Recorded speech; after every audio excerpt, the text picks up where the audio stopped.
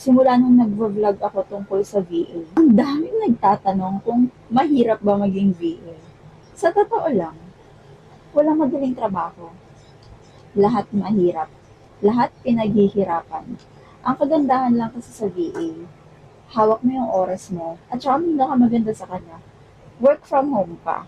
Hindi mo kailangan pumunta sa office, hindi mo kailangan mag-commute, hindi mo kailangan lumabas araw-araw, at nakakapag-work ka kung saan mo gusto, basta dala mo lang yung laptop mo. Kung tatanungin mo ko kung mahirap ba maging VA, mahirap.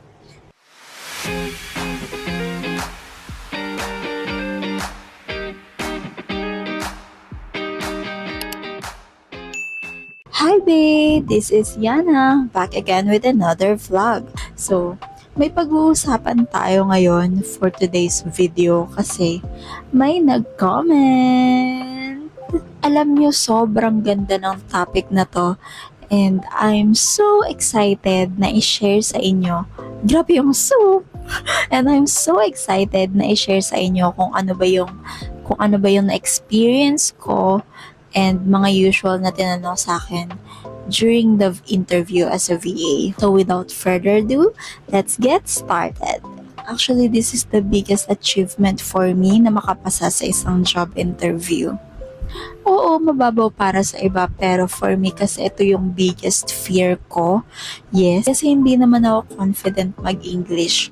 And English is not my first language. So, alam mo yun, kinakabahan ako, lalo na pag kausap ko, sobrang fluent. Alam niyo, na-amaze nga ako sa mga bata ngayon kasi ang fluent nila mag-English. Alam niyo kasi siguro wala pa si Miss Rachel nung panahon natin. Bale, si Mr. Bean ang nakalakihan natin kaya puro kalokohan tayo ngayon. Pero going back, lagi ako nagtatry mag-apply sa BPO pero lagi ako na-reject. Kasi dahil takot ako and kinakabahan ako. May instance na hindi ko tinutuloy yung interview kasi mental block na ako. Tapos ano pa yun phone interview pa yun. Sobrang bastos ko, pinatay ko yung phone. Yes, kinain ako ng kaba ko. Pero ano nga ba yung naging motivation ko kung bakit nandito ako ngayon? Alam ko kanya-kanya tayo ng motivation, pero ang pinakamas naging motivation ko ay yung anak ko. Oo. Alam mo, simula nung naging mommy ako, simula nung nagkaanak ako, mas nakilala ko yung sarili ko. Mas nalaman ko kung ano yung mga kaya at hindi ko kayang gawin. Totoo pala talaga na wala kang hindi kakayanin para sa anak mo.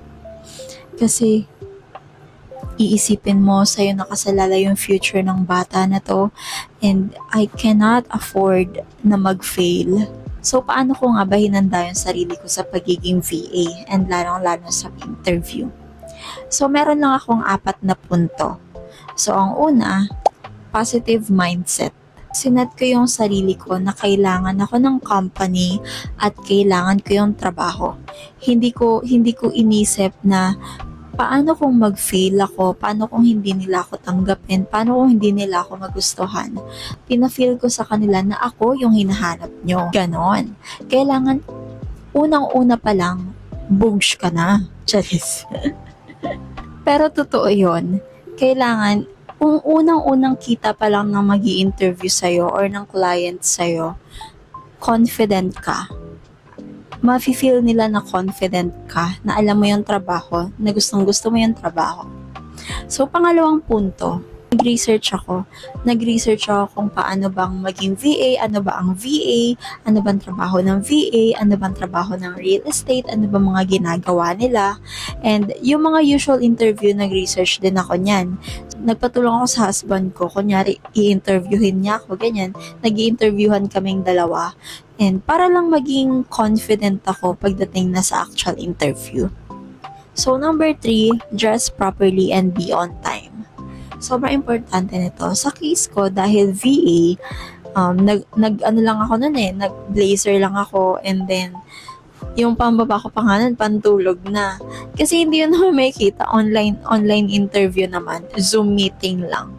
So, kailangan, unang kita pa lang sa'yo ng client, ay, prepared siya. kailangan maging presentable tayo kahit online interview lang yan. Plus point din yung mas maaga ka sa meeting.